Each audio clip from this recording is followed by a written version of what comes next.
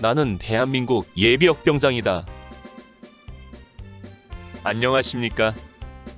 1980년대 50 시절 군대 이야기를 나누는 예비역병장입니다.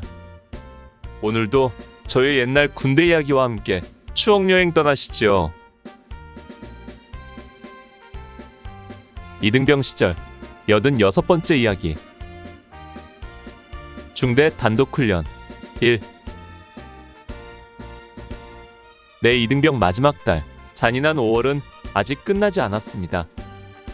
이등병 시절 마지막 훈련이 될 중대 단독 자유훈련이 1981년 5월 25일부터 28일까지 3박 4일간 실시된 것입니다.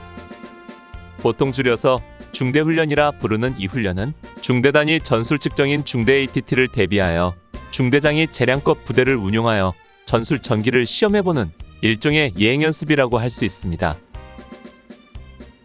5월 25일 06시 평소 기상시간과 같은 시간에 기상하여 별다른 비상 발령 없이 주번하사의 전달에 의해 군장을 꾸려서 집합했습니다.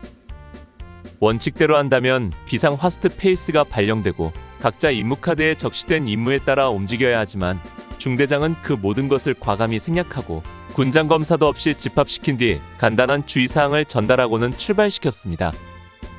목적지는 우리 중대 훈련 섹터인 마산리 뒷산. 빠른 길로 가면 1시간 거리이지만 중대장은 너무 빨리 가도 안 된다며 행군로를 약간 변경하였습니다.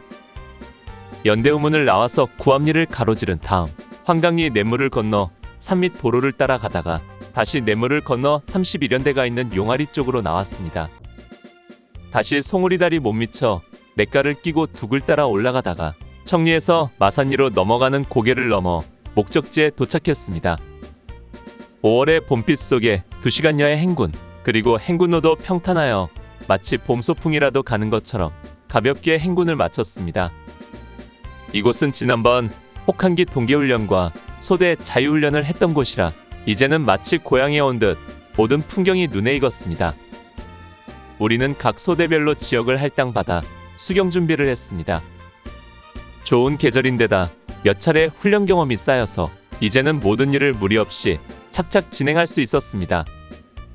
터를 만들고 일부는 텐트를 치고 일부는 깔풀을 해오고 또 한두 사람은 가서 나무를 잘라와서 텐트 안에 소총거치대 등을 만듭니다. 한 개 분대가 생활할 공간을 완벽하게 만드는데 1시간이 채 걸리지 않았습니다. 역시 대한민국 짬밥은 위대했지요. 오전 동안은 텐트를 치고 휴식하다가 점심을 먹고 오후에는 송우리 뒷산으로 이동하여 주간방어에 들어갔습니다. 역시 지난번 동계훈련 때 공격과 방어를 했던 곳입니다. 나의 총일분대는 1소대에 배속되어 8분응선 상의 진지를 구축하고 주변의 나무들을 꺾어다 위장한 뒤 잠을 잤습니다. 주간방어는 별다른 상황 없이 그냥 지나갔습니다. 저녁 식사를 추진해서 방어진지에서 먹고 그 자리에서 곧바로 야간방어에 들어갔습니다. 밤 8시가 넘어서자 대항군으로 편성된 대대 수색소대가 공격해왔습니다.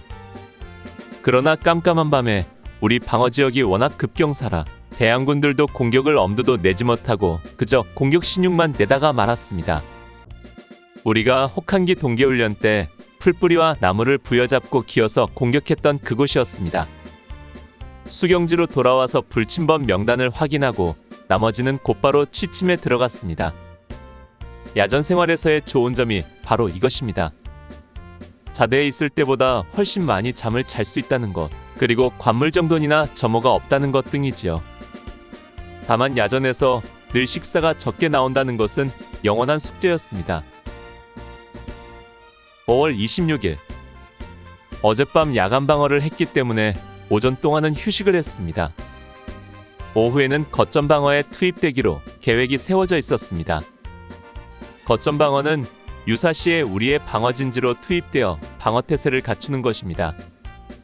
즉 원칙대로 하면 인제에 우리 진지로 투입되어야 하는 것입니다. 우리 중대는 거점 투입 전에 수행할 중요한 임무가 있었는데 바로 9.15 고지상의 사단통신대를 보호하는 것이었습니다. 그래서 우리 중대는 인제 우리 진지에 투입되기에 앞서 반드시 9.15 고지를 거쳐서 가야 했습니다. 오늘도 인제의 거점까지는 아니라도 최소한 9일 오고지까지는 갔다 와야 하리라는 예측이 무성했고 그것이 큰 걱정이었습니다. 9일 오고지까지는 최소 왕복 8시간 이상 산악행군을 해야 하는데 그것이 장난이 아닌 것입니다. 오후 훈련 집합을 했을 때까지만 해도 모두들 걱정스런 마음이었습니다. 인원 점검을 마치고 이동을 시작했는데 가는 방향이 915 쪽이 아니었습니다. 혹시나 하던 마음이 점점 안도의 마음으로 바뀌면서 915만 아니면 다른 훈련은 무엇을 해도 좋다는 얘기까지 돌았습니다. 행군이 멈춘 곳은 송우리와 황강리 사이에 큰 냇가였습니다. 우리를 집합시킨 뒤 중대장이 우리 앞에 섰습니다. 오늘 너희들은 915 고지를 갔다 와야 한다. 그러나 본 중대장의 재량으로 여러분들에게 선물을 주기로 했다. 오늘 거점 방어는 없다. 우리는 중대장의 말 한마디에 환호를 질렀습니다. 와! 그 대신 지금부터 너희들은 목욕을 하도록 한다. 단 한 사람도 열애 없이 모두 물속에 들어가서 그동안 묵은 때를 벗겨내도록 한다. 알겠나? 예! 이게 웬 떡이란 말인가? 915 투입을 안 하는 것뿐 아니라 다른 훈련도 없이 목욕이라니. 우리는 모두들 옷을 홀랑 벗고 물속으로 텀벙텀벙 들어갔습니다. 100여 명이 넘는 장정들이 실오라기 하나 걸치지 않은 원초의 모습으로 물속에서 텀벙거리며 노는 장관은 아마 보지 못한 사람은 알지 못할 것입니다. 여기에는 고참도 졸병도 계급도 없습니다. 물장구 치고 물싸움하고 하나같이 개구쟁이 같은 머스매들만 있을 뿐입니다. 비누도 없고 타월도 없고 목욕에 필요한 것은 전무했지만 우리는 물에 몸을 푹 불린 다음 강바닥에서 매끈한 돌멩이를 주워서 때를 밀었습니다. 나도 그동안의 묵은 때를 모두 벗길 요량으로 몇 번이나 물속을 들락거리며 때를 밀고 아는 전우들끼리 등을 밀어주었습니다.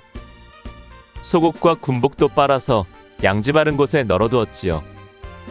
5월하순의 태양은 알맞게 따뜻했고 살랑이는 미풍은 우리의 마음까지도 녹여주는 듯 했습니다. 목욕을 마치고 대충 속옷만 입은 뒤에 적당한 자리를 잡고 낮잠을 잤습니다. 얼마를 잤는지 누군가가 외치는 소리가 들렸습니다. 모두 옷 입고 집합. 참으로 꿈같이 보낸 하루였습니다. 수경지로 돌아오는 발걸음을 개운해진 마음만큼이나 가벼웠습니다. 오늘 추억여행에 함께 해주셔서 감사합니다. 다음 이야기를 기대해 주시고 구독과 좋아요 부탁드립니다. 항백